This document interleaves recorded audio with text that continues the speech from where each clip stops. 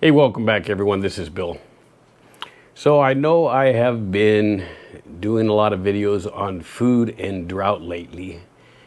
And I haven't really put forward too much of a solution other than stack food and water. So today I'm trying something a little different. I've done a little bit of research into millets. Now let me tell you what millets are real quick. Now I do have some notes because I'm actually new to millets. This is something I was doing my own research on, and I honestly didn't know about them, right? So I got notes, so you're going to see me reading these periodically, and that's just the way it is because I think it's better to have the information out there than to look professional giving it to you. So millets are a grass that are grown primarily for their grains, right? It's a cereal crop, and it's grown for both fodder for animals as well as for human consumption. Now, they're grown all around the world, and they've been grown for a long time.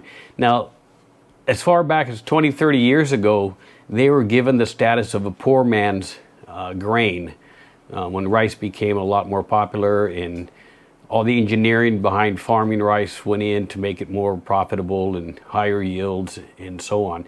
So you're not going to see a lot of millets at your local Walmart, if I was to take a guess, right? So the millets are actually grown in areas that are drought-stricken, right, or arid. So these are typically your sub-Saharan areas, parts of India for sure. They've been grown there for quite a long time, and they're actually eaten by a lot of folks because we'll get into the reasons why in a minute. But they're grown in China as well. China's been growing millets in some of their drought-stricken areas for quite a long time as a grain substitute for rice and wheat. Other places you might understand that it makes sense because, again, it's a crop that grows in arid and dry conditions to produce the grain. You got Niger, Mali, Burkina Faso, Sudan, Ethiopia, Chad, and Tanzania. Now, within several of the Western, let's call it that, states or countries, there has been limited growing in both, Canada, Australia, Europe, and the United States as well, right? So typically a lot smaller farms. People have been growing millets as well. Nowhere near the quantity of rice and or grains, such as wheat and barley. Now, real quick, I want to touch this because this is my home country right now. The Philippines does grow millets in small portions, right? They're being grown in Cebu as well as Ilocos and Mindanao, right? So different kind of millets have been being grown in different areas, and they've been used primarily as fodder and food, right? So millets are not brand new. They're new to me, and they might just be new to you. So I'm going to go down a list of several things about millets I wanted to talk about. There are positives and negatives. So the first thing I want to really touch on is that millets are about half the price of rice.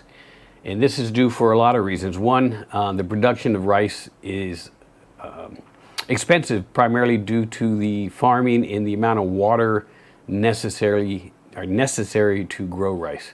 I think rice takes about 33% more water to grow than your standard millets are. And there are several types of millets too.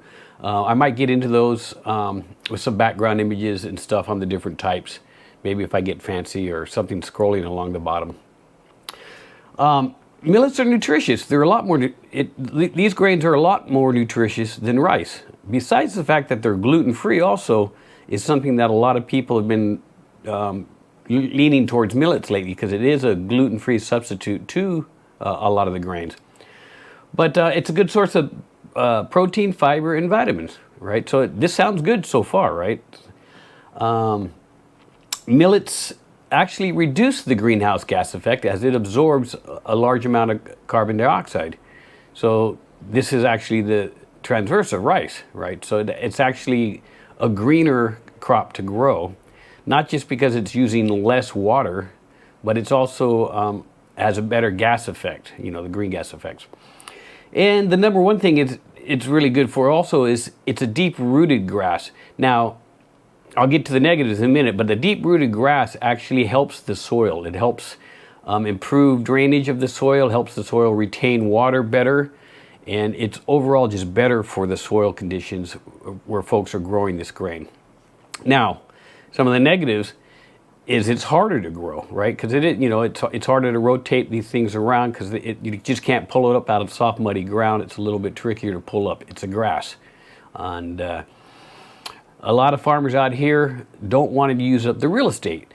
So millets take up about a third more space per kilo than rice. So, you're talking about a larger area of plantations to get the same amount of. And then there's the equipment costs, right? So everybody's geared up to produce rice and process rice. Not a lot of people are geared up for producing processed and or milled millets.